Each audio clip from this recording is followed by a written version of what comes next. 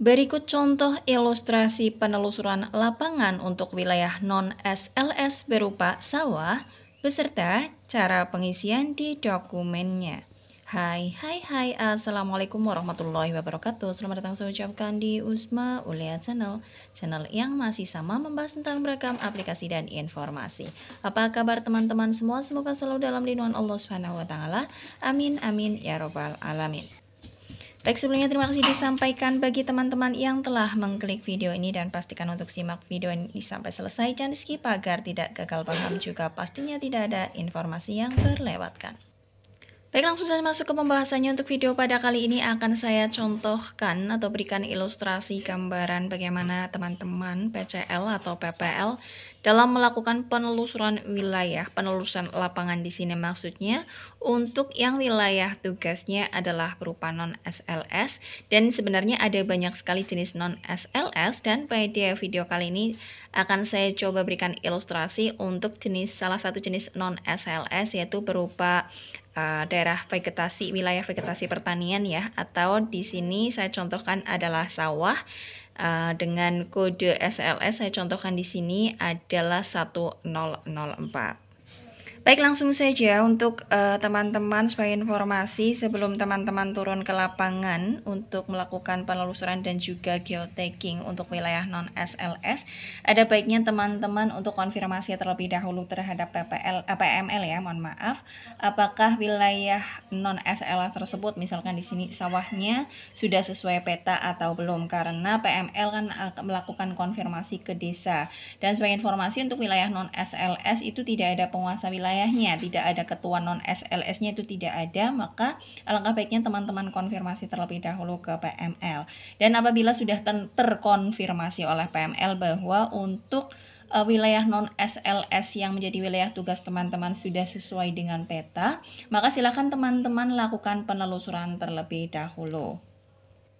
Ini saya contohkan seorang petugas mendapatkan satu wilayah tugas berupa non-SLS, yaitu berupa sawah dengan kode kode non-SLS, mohon maaf, yaitu 1004.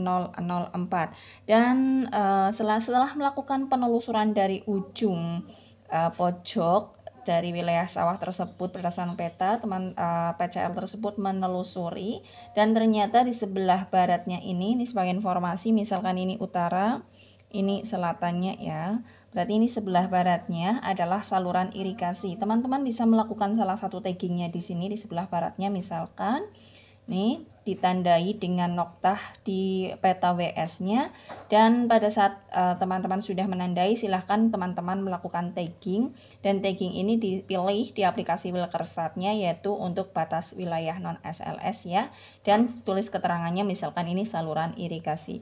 Kemudian saat melakukan penelusuran kembali ke sini, untuk di sebelah selatan ini berbatasan dengan jalan raya. Teman-teman bisa melakukan satu kali lagi tagging di sini untuk di sebelah selatannya, dan untuk batas wilayahnya ini diberi nama batas jalan raya. Kemudian pada saat melakukan penelusuran wilayah, ternyata misalkan teman-teman temukan ada sebuah kandang ayam di sini di area persawahan, dan kandang ayam di sini sebenarnya milik PT, jadi ada yang memiliki, tapi untuk di kandang tersebut tidak ada plangnya, tidak berplang PT dan lain sebagainya. Ini saya contohkan yang tidak berplang ya. Dan kemudian di sebelah kandang ayam itu ada bangunan untuk tempat tempat yang menjaga kandang ternak tersebut. Biasanya orangnya bergantian untuk yang mengurusi kandang ayam tersebut ya. Maka ditemukan di sini ada dua bangunan, dan bangunan yang dimaksud untuk kandang ayam yang tidak berplang ini bagaimana pengisiannya, maka teman-teman isikan di dokumen LKM-nya. Dan sebagai informasi untuk dokumen LKM saya ulas kembali ya. Untuk blok satunya keterangan tempat, yaitu poin 1 sampai dengan 6 itu sudah preprinted. Jadi pastikan teman-teman memilih dokumen LKM sesuai dengan yang akan teman-teman lakukan penelusuran, kode non-SLS-nya disesuaikan.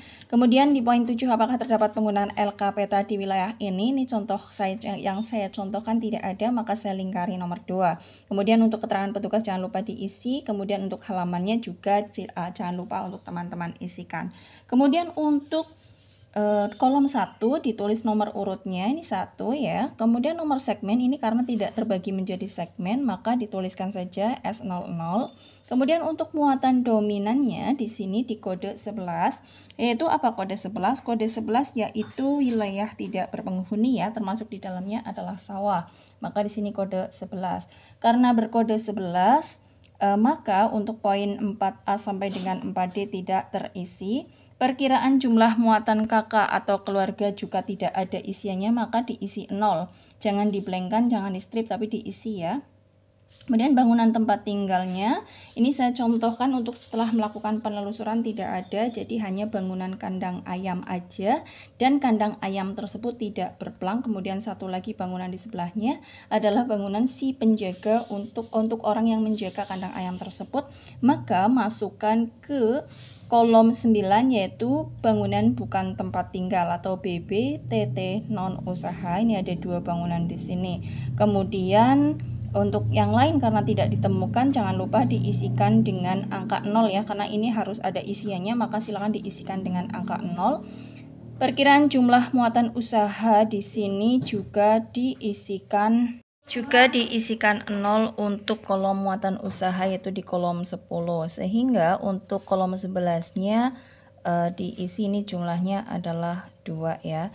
Dan ini saya contohkan misalkan kandang ayam tersebut tidak ada plangnya, dan apabila kandang ayam tersebut ada plangnya, ini saya contohkan untuk misalkan untuk yang ada di plangnya ya, ini maka sama isiannya, misalkan ada plangnya maka masuk ke dalam PKU sini 1, kemudian PTT non usahanya 1, kemudian muatan usahanya 1. Kalau ada 1 PKU maka muatan usaha harus ada, sehingga di sini akan terisi 2 juga, di mana terdiri 1 PTT non usaha, BPTT non usaha dan muatan usaha, jadi totalnya ada 2.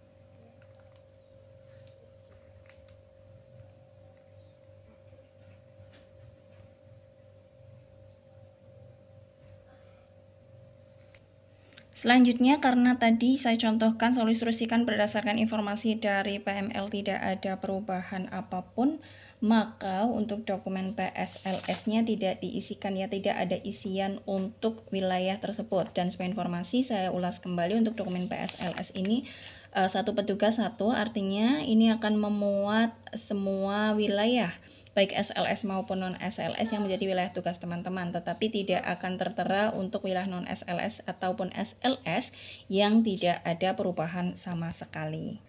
Selanjutnya, setelah teman-teman isikan ke dokumen LKM, jangan lupa untuk berjalan lagi untuk menandai batas wilayah di sebelah timurnya. Di sini misalkan ini adalah juga perairan sawah, maka di tagging di project teman-teman untuk non SLS tersebut diisikan batas sebelah timurnya adalah sawah. Kemudian sebelah utara, misalkan ini saya isikan, saya beri tanda lagi juga sawah, maka diisi juga dengan batas sebelah utaranya adalah sawah. Jadi untuk non SLS tersebut walaupun tidak ada muatan bangunan tempat tinggal, tidak ada ketua SLS-nya, tetap harus ada taggingnya dan minimal adalah 4 titik.